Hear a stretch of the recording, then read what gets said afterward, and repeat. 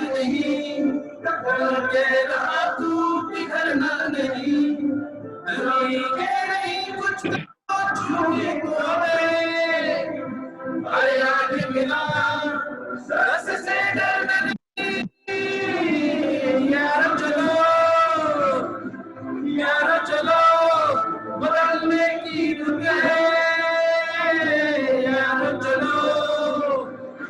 यार चलो संवरने की रुत है, यार चलो बदलने की रुत है, यार चलो संवरने की रुत है।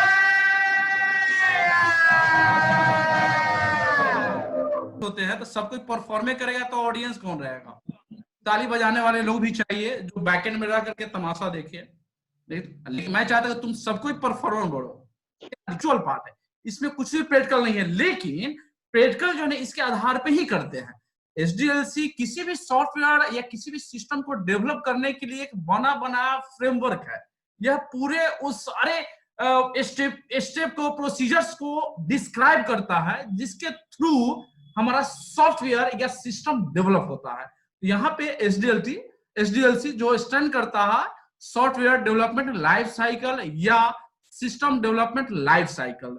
ये एक्चुअली होता क्या है, तो एक सेंटेंस में अगर कहे तो हमारे इस स्क्रीन पे है एक फ्रेमवर्क बना बनाया, यह एक फ्रेमवर्क है, ट्रैक है, बना बनाया एक ट्रैक है जिसमें हम किसी भी सॉफ्टवेयर को अगर बनाना हो तो इसे सारे स्टेज को फॉलो करना होगा। तो क्या है, that describe the activity performed at each stages of a software development project. SDLC stands for a framework. इसके अंदर होता क्या क्या है, तो हम लोग के साथ 7 से 8 स्टेज होंगे। जो पहला है तुम्हारा रिक्वायरमेंट गैदरिंग, जो हमको जरूरत है एक्चुअली उसको पहले हमको इकट्ठा करना है, जिसके अंदर आता है सिस्टम स्टडी और फिजिबिलिटी स्टडी। सेकेंड थर्ड में आता है, पहला हो गया सिस्टम स्टडी, उसी के अंदर आ गया फिजिबिलिटी स्टडी दूसरे पे। कहीं कहीं देखेंगे ये ज्यादा 7 से 8 स्टेजेस मिलेंगे। यहाँ हमारे पास 7 स्टेजेस है, जिसमें एक गौन है जो मैंने शामिल किया हुआ है। तो पहला हुआ सिस्टम स्टडी, फिजिबिलिटी स्टडी, और उसके बाद आया नेक्स्ट में देखेंगे यहाँ सर्कुलर है एक्चुअली।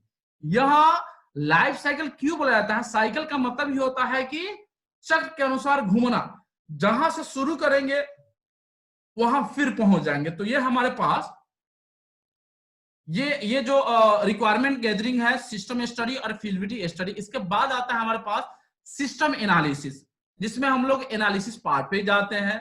थर्ड में आता है सिस्टम डिजाइन, जो हम डिजाइन करते हैं। तो ये डिजाइन कब होता है, सिस्टम एनालिसिस के अनुसार होता है। थोड़ा इसको देखना एक बार, मैं प्रीव्यू बता रहा हूं, उसके डिटेल्स में एक एक स्टेज को हम लोग यहाँ पे देखेंगे। सिस्टम डिजाइन बन गया, हमारे पास एक नक्शा तैयार हो गया कि कैसे क्या बनाना है, उसका एक खाका तैयार हो गया। अब उस खाके को रियलिटी में कन्वर्ट करने के लिए डेवलपमेंट का काम होता है, जिसमें कोडिंग करते हैं। कोडिंग के द्वारा जो भी डिजाइन है उसको कन्वर्ट किया जाता है, वो लॉजिकल पार्ट हो जाता है कंप्यूटर का, जिसको रियल में कहे कि वह कन्वर्जन शुरू हो गया।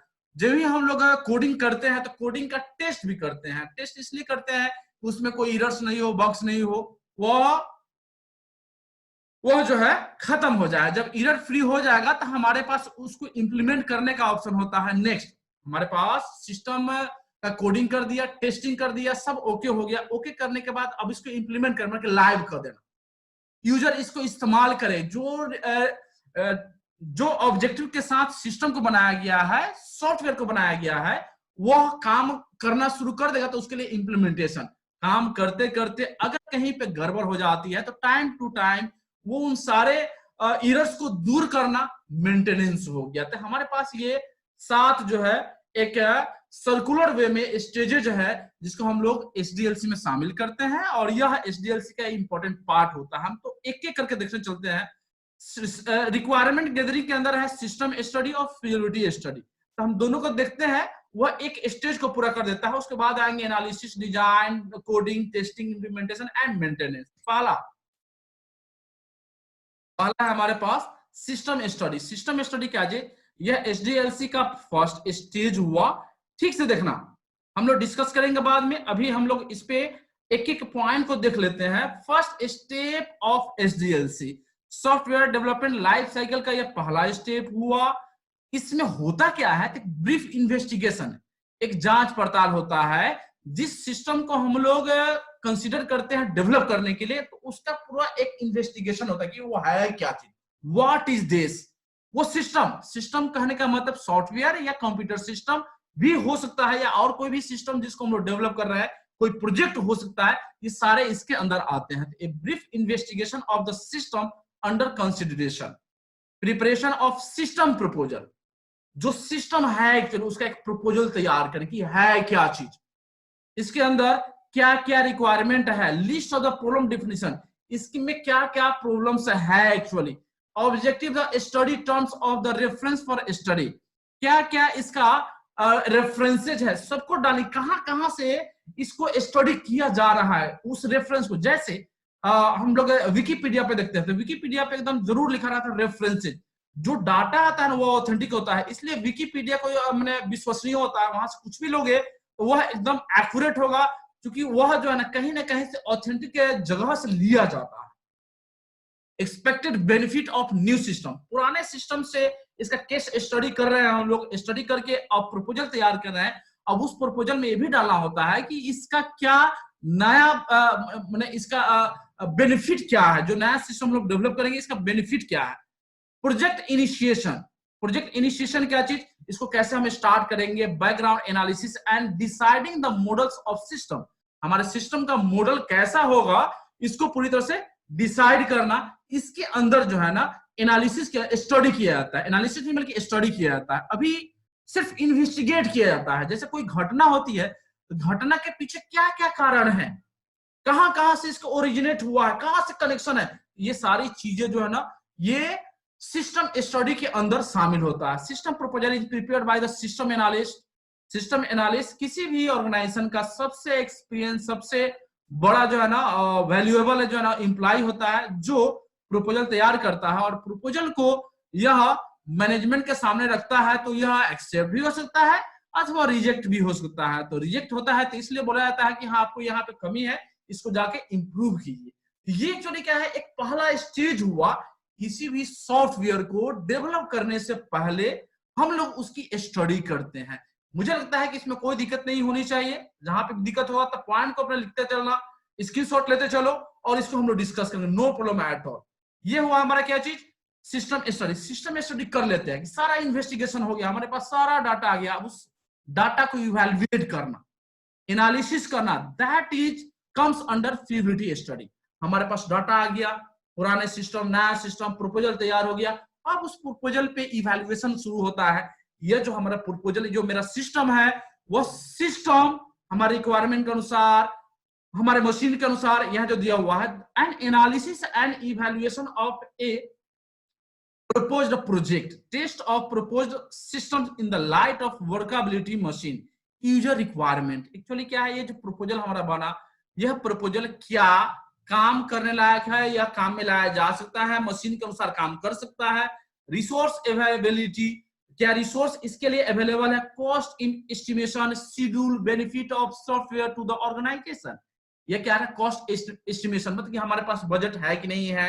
जो प्रपोजल आया, अगर कहीं किसी भी प्रोजेक्ट पे काम करना है तो पहले प्रपोजल तैयार होता है, प्रपोजल को एक बजट तैयार किया जाता है। कोई भी कार्यक्रम करना हो तो उसका पहले एक रूपरेखा तैयार की जाती है, तो पहले रूपरेखा तैयार करने में ही एक और आता है कि बजट तैयार करना, तो बजट को भी प्रपोजल में शामिल किया जाता है। तो वैसा ही सिस्टम स्टडी हुआ, उसके बाद उसमें जो प्रपोजल आया वो कॉस्ट एस्टिमेशन के अनुसार, हमारे बजट के अनुसार और टाइम बाउंड शेड्यूल हमने बनाया, उस शेड्यूल के अनुसार वह कंप्लीट होगा कि नहीं होगा, इसका जो आउटपुट आएगा यह टाइमली आएगा कि नहीं आएगा, इसका क्वालिटी कैसा होगा, इस सब का एनालिसिस करना, इवैल्यूएट करना, that comes under feasibility study. Feasibility study को अगर हम देखते हैं तो इसको to analyze whether the software will meet organization requirement, जो रिक्वायरमेंट है ऑर्गेनाइजेशन की वो फुलफिल कर पाता है कि नहीं कर पाता है, यार जो नया सिस्टम हम लोग डेवलप करने जा रहे हैं, क्या यह बाकी कोई सॉफ्टवेयर है तो उससे इंटीग्रेट हो सकता है क्या, क्या उसके साथ जोड़कर काम किया जा सकता है क्या। उसके बाद conducted with the help of software requirement specification document also known as SRS. SRS होता है क्या? Software requirement specification. स्पेशली यह एक प्रकार का एक फ्रेमवर्क होता है जहां पे पूरी तरह से इवैल्यूएशन के सारे तथ्यों को लिखा जाता है कि हर टाइम के अनुसार काम करेगा कि नहीं करेगा, हमारे बजट में फिट है नहीं है, क्या इसमें हमारा लीगली काम करेगा कि नहीं करेगा, क्या यह धूप छांव जैसा हो जो नेचुरल फेनोमेना होता है उसमें काम करेगा कि नहीं करेगा। ये सारा चीज का analysis comes under software requirement specification. Specially 5 feasibility का जो चेक कर रहा तो 5 पॉइंट होता है जिससे उसको मेनली 5 होता है, करने के तो और बहुत सारा होता है लेकिन 5 पॉइंट। इकोनॉमिक, खासकर ये देखा जाता है कि हमारे बजट के अनुसार शामिल है कि नहीं। लीगल, यह जो प्रोजेक्ट है साइबर लॉ जो है उसके अनुसार यह काम करता है कि नहीं करता है। Operation feasibility, can be create operation which is expected by the client, client जैसा चाह रहा है उसके अनुसार यह प्रोजेक्ट काम करेगा कि नहीं, सिस्टम काम करेगा कि नहीं, या सॉफ्टवेयर काम करेगा कि नहीं करेगा।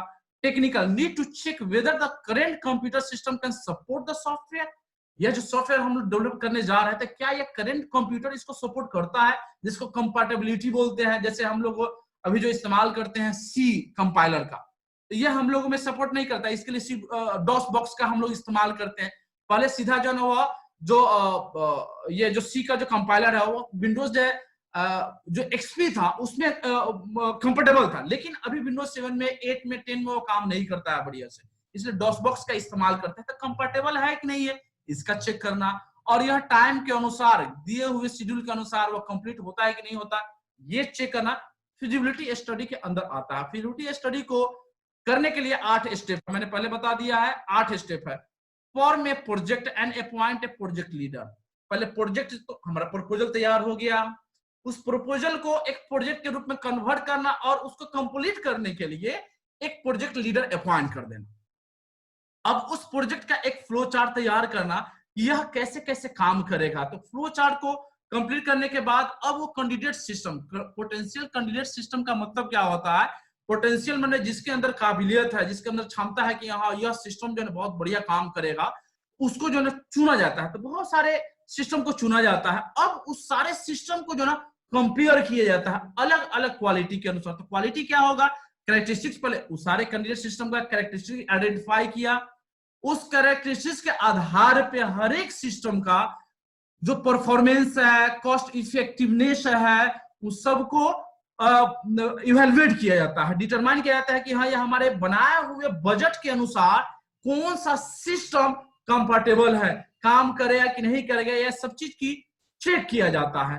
Wait system performance on cost data, actually क्या है कि रियल डाटा को इनपुट दे करके यह चेक किया जाता है कि ये काम कर रहा है कि नहीं कर रहा है। परफॉर्मेंस के आधार पर उसको वेट दिया जाता है कि हाँ इसका एवरेज परफॉर्मेंस कैसा है। परफॉर्मेंस के आधार पे फिल्मों का जो स्टारिंग किया जाता है 1 star 2 star 3 star 4 star 5 star, तो उसका परफॉर्मेंस कैसा एक्टिंग है, इसका थीम क्या है, स्क्रिप्ट क्या है, शूटिंग कैसा है, सिनेमेटोग्राफी कैसा है, इस सबके आधार पे जो है ना डायलॉग्स कैसा है, इस सबके आधार पे उसका जो है ना रेटिंग दिया जाता है। तो ये वेट सिस्टम परफॉर्मेंस पर रेटिंग देना, select the best candidate system, इसमें सबसे जो बेहतर है, सबसे जो बढ़िया जो है ना सिस्टम है, उस सारे सिस्टम में से सिलेक्ट किया जाता है और उस सिस्टम को मैनेजमेंट के सामने रखा जाता है कि ये हमारा सिलेक्टेड सिस्टम है जिस पर हम लोग काम करने जा रहे हैं। तो ये दूसरा स्टेप हुआ जो फिजिबिलिटी स्टडी हुआ, जो स्पेशली इस स्टेप से हम लोग इवैल्यूएट करते हैं। नेक्स्ट है हमारा third, system analysis. System analysis क्या है,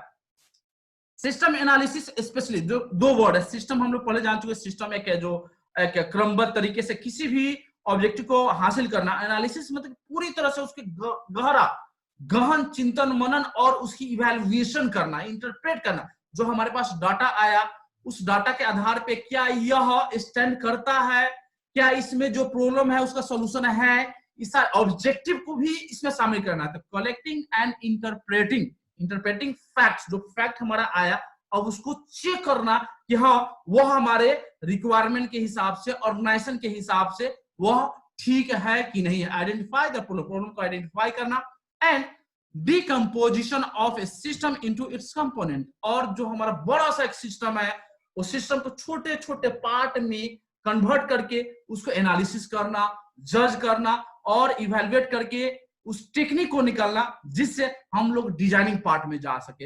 एक्चुअली ये कहा जाए कि छोटे छोटे पार्ट करने से जो ना हमको प्रॉब्लम को एनालिसिस करने बहुत ही सहूलियत होता है। बड़े से पार्ट में प्रॉब्लम खोजना बहुत ही मुश्किल है, लेकिन जब इसको डिकम्पोज करते हैं छोटे छोटे मॉड्यूल के रूप में, जिसमें कपलिंग और कोहेशन आएगा जो हम लोग आगे पढ़ेंगे, तो अगर उस रूप में करते हैं तो ये हमारे लिए बहुत ही आसान हो जाता है कि कहाँ पे प्रॉब्लम है उसको हम लोग सोल्व कर सके। ये कह सकते हैं कि यह एक सोल्विंग टेक्निक है। The process of studying a procedure in order to identify its goal and purposes and create system and procedures that will achieve them in an efficient way, that is system analysis. System analysis के बाद जो ही हमारा complete हो जाता है तो हम लोग आते हैं सिस्टम डिजाइन में, क्योंकि सिस्टम एनालिसिस तक हम लोग एश्योर हो जाते हैं कि ये जो सिस्टम डेवलप हम लोग करने जा रहे हैं यह पूरी तरह से सुरक्षित है, कंफर्टेबल है, यूजर रिक्वायरमेंट के हिसाब से है और ऑर्गेनाइजेशन का जो गोल है वो अचीव हो सकता है।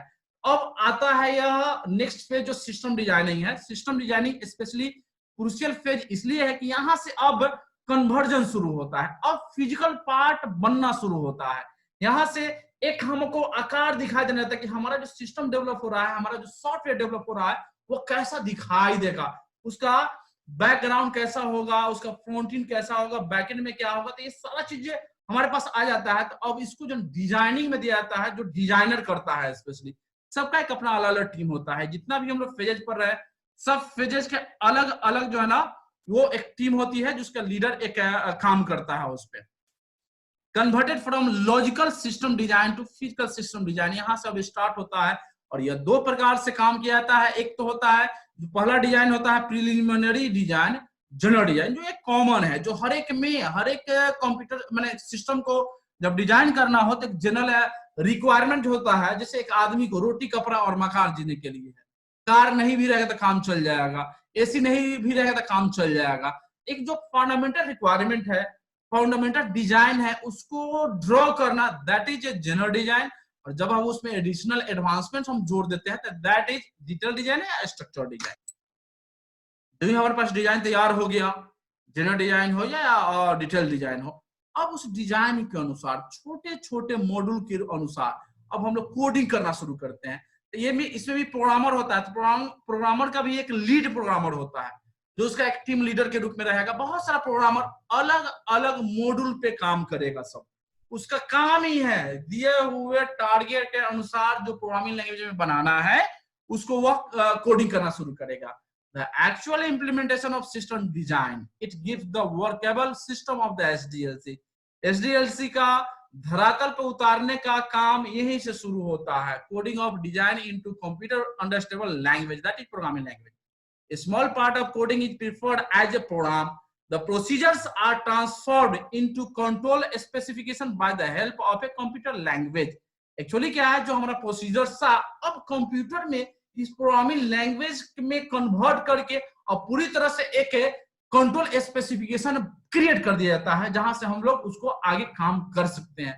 Task are divided into models and assigned to the various developers. अलग अलग डेवलपर को दिया जाता है जो मैंने पहले ही बताया।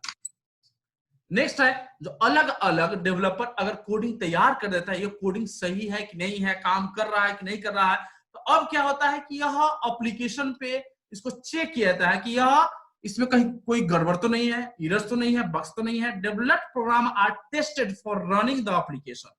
ऑल द एरर्स और बग्स होगा, बग्स नहीं हो, BUGS होगा actually, bugs are removed, so it is also known as debugging. Testing team may find some bugs defects. A test plan should be developed and run on a given set of data. The output of the test run should make the expected result. This process continue until the software is bug free. Actually testing के through हम लोग उस stage को प्राप्त कर लेते हैं जहां से रियल में जो हमको एक एक्सपेक्टेशन हमने किया था कि इस सिस्टम से, इस सॉफ्टवेयर से ऐसा आउटपुट आनी चाहिए, जब तक आना शुरू ना हो जाए, जब तक नहीं आता है तब तक वह टेस्टिंग चलते रहता है। फिर जाता है प्रोग्रामर के पास, वह कोडिंग करता है, उसका फिर टेस्ट होता है, फिर चेक होता है, टेस्ट होता है, चेक होता है, जब तक कि हमको जो रिक्वायर्ड एक जो सिस्टम है फुलफिल वो अचीव ना हो जाए। इम्प्लीमेंटेशन अब जब भी ये सब फ्री हो गया, बग्स फ्री हो गया, सॉफ्टवेयर मेरा बनकर तैयार हो गया, अब सॉफ्टवेयर को अब लॉन्च करना, सॉफ्टवेयर को पूरी तरह से लॉन्च करना मतलब कि उसको इंस्टॉल करना, उसके बाद उसमें एक्टिविटी डालना, और इस ढंग से हमारे पास वो एक इंप्लीमेंटेशन फेज जहां से हम लोग काम करना शुरू कर देते। This is the practical phase of the required system. जो हमारे पास सिस्टम को हमने जो इमेजिनेशन किया था उसका ये प्रैक्टिकल पार्ट हो जाता है। इस स्टेज में कोई एरर्स नहीं होता है, कोई बग्स नहीं होता है, और पूरी तरह से यह फ्री होता है, नो बग्स और errors left in the system. Then the final deployment process start. The final software is released and checked for development issue if any, developed in the production environment or first user acceptance testing. ये actually क्या होता है कि testing हो जाने के बाद user के द्वारा इसको जब लाइव किया जाता है, जब काम किया जाता है, that is UAT, user acceptance testing. Customer find the application as expected, then it's go live. अगर कस्टमर ये फाइंड करता है कि ये जो सॉफ्टवेयर हमारे रिक्वायरमेंट के हिसाब से है तो वो लाइव हो जाता है, मैंने काम करना शुरू कर देता है। और लास्ट में है अच्छा, ये जो इंप्लीमेंटेशन होता है, installation of hardware and software, conversion, user training and documentation. Conversion में डाटा को कन्वर्ट करना, यूजर ट्रेनिंग में कैसे ये काम करेगा इसको पूरी तरह से उसमें ट्रेन करना, विजुअल हो सकता है, उसको जाकर डेमो बता करके हो सकता है, डॉक्यूमेंटेशन की ये कैसे काम करता है एक्चुअली।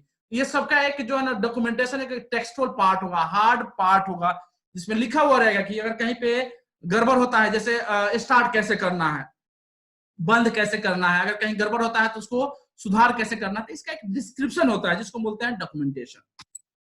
और लास्ट है मेंटेनेंस की, ये लास्ट पार्ट है मेंटेनेंस। मेंटेनेंस मतलब कि क्या चीज की हमारा सिस्टम चल रहा है लेकिन बीच में ही अगर कहीं पे कुछ भी अगर दिक्कत हो जा रहा है तो उसको फ्री कर देना। जैसे इसमें क्या क्या प्रॉब्लम आ सकता है, बग्स फ्री, और कहीं पे भी अगर एरर्स आता है तो उसको रिपोर्ट करना है, उसको तुरंत खत्म कर देना। अपग्रेड, नया वर्जन, हम लोग के पास सॉफ्टवेयर आता है, जैसे विंडोज का अपग्रेडेशन होता है, अपडेट भी करते हैं, अपग्रेड वर्जन में नए वर्जन में आते हैं। और इनहेंसमेंट कि उसी में कुछ न्यू फीचर्स जो है ना अपडेट करना। अपडेट करना मतलब कि उसको अपडेट इसलिए कि अभी के इन्वायरमेंट के अनुसार वो सॉफ्टवेयर चल सके, इसलिए अपडेट करना पड़ता है। That's all. Thank you so much. किसी को दिक्कत है तो पूछ सकते हो।